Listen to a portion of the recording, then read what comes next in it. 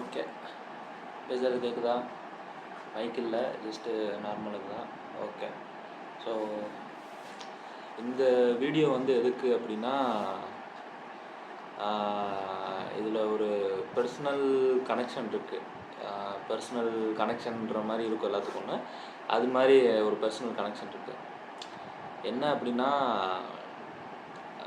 2012 அன்றைக்கி வந்து 2012 new year. ஆமாம், நியூ இயர் அன்றைக்கி நான் ஸ்ட்ரெயிட்டாக சொல்லாமல், இது எனக்கு வந்து ஜாக்கி சான் ரொம்ப பிடிக்கும். ஜாக்கி சான் வந்து சின்ன வயசுலேருந்து ப்ரூஸ்லிக்கு அப்புறம் அந்த டயத்தில் வந்து ஜாக்கி சானோட அந்த ஃபைட்டிங் ஸ்டைல் அண்ட் அந்த காமெடி தான் வந்து ரொம்ப இருந்துச்சு. அதை பார்த்து தான் அந்த ஃபைட் இருக்குது, இந்த மாதிரி ஆக்ஷன்லேயும் இந்த மாதிரி காமெடி பண்ணலாம், அவரோட வே ஆஃப் டைரக்ஷன்லாம் ரொம்ப டிஃப்ரெண்ட்டாக இருக்கும், பார்க்க இன்ட்ரெஸ்டிங்காக இருக்கும், அட் த சேம் டைம் ஸ்டைலிஷாக இருக்கும், எல்லாத்துக்கும் ரொம்ப பிடிச்சிருந்துச்சு. ஸோ அந்த மாதிரி பார்த்து வந்த பசங்க தான் இப்போ ரீசெண்டானா இன்றைக்கி இந்த வீடியோ போஸ்ட் பண்ணுற டேட்டில் தான் நான் வந்து சைனீஸ் ஜோடியாக்னு அந்த ஒரு மூவி பார்த்தேன். அதாவது திரும்ப ஒரு 8வது தடவையோ 12வது தடவையோ பார்த்தேன். அது ஒவ்வொரு தடவை பார்க்கும் போதும் அந்த இன்சிடெண்ட் வந்து ஞாபகம் வரும்.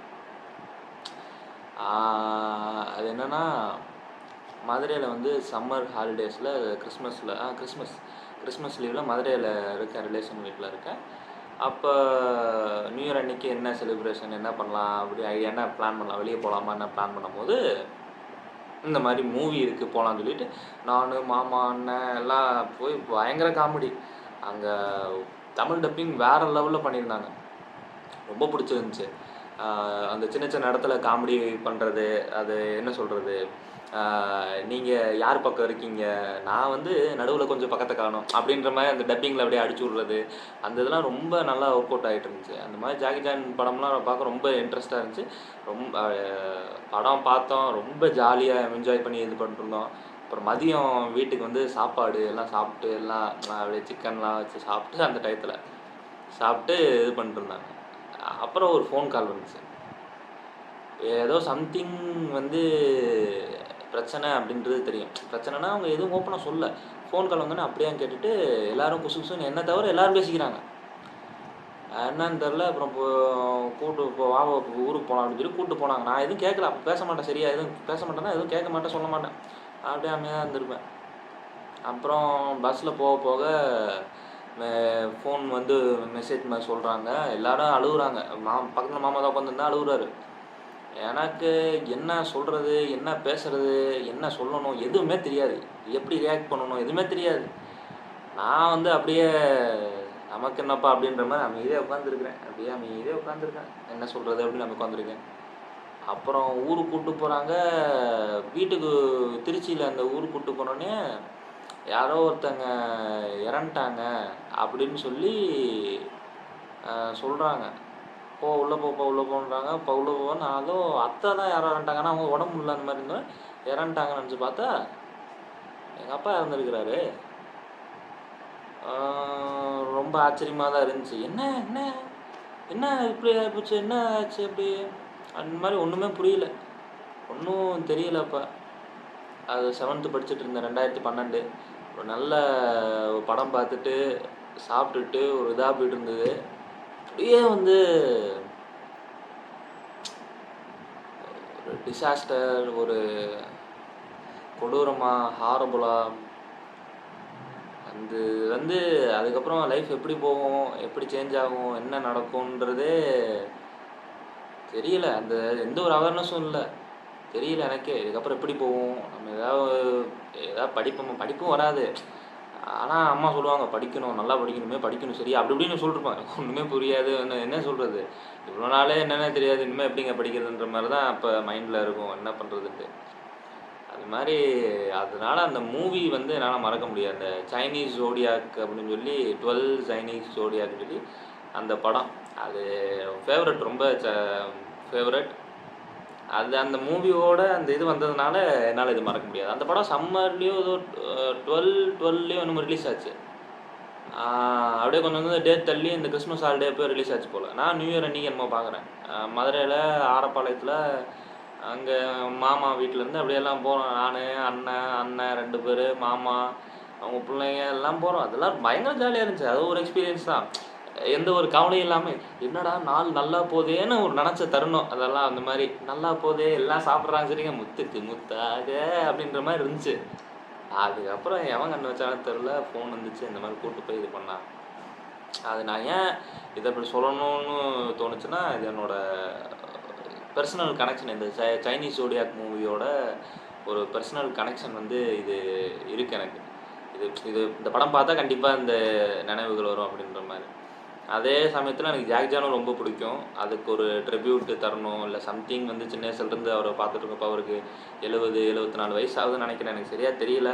இப்போ ரீசெண்டாக தான் அவரோட இறந்து போனதுக்கப்புறம் அவருக்கு என்ன பாடணும், அவருக்கு இறந்து போனதுக்கப்புறம் அவருக்கு என்ன பாட்டு பாடி அவரை அமுச்சு வைக்கணும் அப்படிங்கிறதுக்கு ஒரு பாட்டு அவர் எழுதியிருக்காரு. அது ஏன் எழுதியிருக்கீங்க, என்ன ஆச்சு திடீர்னு அப்படின்னு கேட்கும்போது, என்னோடய கூட இருந்த நண்பர்கள் எல்லாம் ஒவ்வொருத்தராக இறந்துட்டே வராங்க. ஸோ எனக்கும் எப்போ வேணாலும் மரணம் வரலாம், ஸோ அதனால தான் நான் இப்போ இது எழுதி வச்சுக்கிட்டேன் அப்படின்னு சொல்லி அவர் சொல்கிறாரு. ஸோ ஜாக்கி சானோட பயோகிராஃபி அதெல்லாம் பார்த்தோம்னா ரொம்ப இன்ஸ்பைரிங்காக, ரொம்ப இதுவாக இருக்கும். அவ்வளோ ஹார்ட் ஒர்க்கு, அவ்வளோ ஃபிசிக்கல் டென்ஷனு, அவ்வளோ மென்டல் ப்ரெஷரில் அவர் அவ்வளோ ஒர்க் பண்ணியிருக்காரு.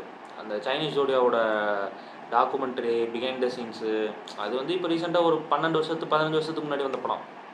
இப்போ யூடியூப்பில் ஒரு 5-6 வருஷத்துக்கு முன்னாடி போட்டிருப்பாங்க, நான் அதை சும்மா பார்த்துட்ருக்கேன். அதுவும் இல்லாமல் enter the dragon, armour of god, அப்புறமேட்டு ரஷ் அவர், இன்னும் நிறையா பழைய படம்லாம் இருக்குது. அதுலலாம் அதெல்லாம் வந்து பயங்கர ஒரு இன்ஸ்பைரிங் தான். அதாவது ஒரே ஃபீல்டில் ஒரு த்ரூ அவுட் அதில் வந்து ஒர்க் பண்ணி அந்த சைனீஸ் ஜோடியாக் மூவிக்கு வந்து அவருக்கு கின்னஸ் ரெக்கார்டு கொடுத்துருக்காங்க. 2 கின்னஸ் ரெக்கார்டும் என்னமோ கொடுத்துருக்காங்க. அப்புறம் பார்த்தீங்கன்னா அந்த சைனீஸ் ஜோடியாவில் அவர் தான் வந்து ப்ரொடியூசர், டைரக்டர், ஆக்டர், இந்த மாதிரி எல்லாமே, இப்போ ஸ்டண்ட் கொரியோகிராஃபர் எல்லாமே அவர் தான் பண்ணியிருக்காரு. ஸோ ஜாக்கி சான் எனக்கு ரொம்ப பிடிக்கும். எனக்கு இந்த மூவி சைனீஸ் ஜோடியாக் மூவி இந்த பார்த்தேன் இன்றைக்கி. அது பார்த்துட்டு சம்திங் ஜாக்கி சான் பார்க்கணுன்னு ரொம்ப ஆசை. அவர் பார்த்து அவர் கூட ஒரு ஃபோட்டோ எடுத்துகிட்டு பேசி ஒரு டின்னர் மாதிரி சாப்பிட்ணும். அவர்கிட்ட உட்காந்துட்டு கொஞ்சம் ஒரு டைம் ஆனால் தானே அந்த ஒரு கேள்வியெலாம் கேட்க தோணும். அப்படி இப்படியும் நம்ம லைனாக இன்டர்வியூ மாதிரி கேட்க முடியாது. அந்த மாதிரிலாம் கேட்டு ஒரு பேசிட்டு கை கொடுத்துட்டு அப்படியே போயிட்டு வரணும்னு ஆசை. சரி, சும்மா போகிற போக்கில் சார் பார்த்துட்டு ஒரு ஃபோட்டோ மாதிரி கொடுத்துட்டு சும்மா அவர் கூட ஒரு ஆக்ஷன் போஸ் மாதிரி அப்படின்னு மாதிரி கொடுத்துட்டு, கராத்தே கிட்டு மறக்கவே முடியாது. கராத்தே கிட்லாம் அது பண்ணுறதை பார்த்துட்டு இந்த டிவியில் வந்து இந்த சின்ன கிளிப் பைட் மாதிரி போடுவாங்க. அப்போ அது பழைய யூடியூப்க்குலாம் முன்னாடி அதை பார்த்துட்டு அதே மாதிரி அந்த காலரை தூக்கி போடு, திரும்ப கீழே விடு, சுற்று, அது மாதிரி வீட்லலாம் பார்த்துட்டு பண்ணிவிட்டு, அந்த பையன் மாதிரி கிளிப்பு வந்து அந்த கயிறில் தொங்க விட்ருப்பாங்க. அந்த கிளிப்பை கரெக்டாக அடி காலை வச்சு தூக்கி அதில் அடிக்கிறது. அது எட்டாது. அது சும்மா அந்த படத்தை பார்த்துட்டு அந்த மாதிரி ட்ரை பண்ணுறது. சரி நம்மளும் குன்பு கற்றுக்கணும்னு சொல்லி இந்த மூளையில் போய் உட்காந்து காலை அகட்டி வச்சா காலை அகட்ட முடியல. எப்படி அகட்டுறது? அவன் ஜிம்னாஸ்டிக் பழைய வந்து ட்ரை பண்ணியிருப்பான். நம்ம சும்மா போய் அகட்டினோம்னா அப்போ நினச்சிக்கிறது எதாவது கிராஃபிக்ஸ் பண்ணியிருப்பான் போல் அப்படின்னு நினச்சிட்டு அது மாதிரி கராத்தே கிட் மூவி ரொம்ப பிடிக்கும். ஏன்னா அது அந்த பையனுக்கு வந்து அந்த செல்ஃப் டெவலப்மெண்ட், ஒரு பயம் போய் ஒரு தைரியம் வரணும், நமக்கு பிரச்சனைனா நம்ம இது பண்ணணும் அப்படின்னு சொல்லி ஒரு ஜாக்கி சான் ஒரு நல்ல வழியாக இருந்திருப்பார். அது மூலிமா அந்த சைனாவும் கொஞ்சம் அது ஒரு பார்ட் எக்ஸ்ப்ளோர் பண்ணி காட்டிருப்பாங்க. கராத்தே கிட் 2 பற்றி நான் பேச விரும்பலை, அது வேறு.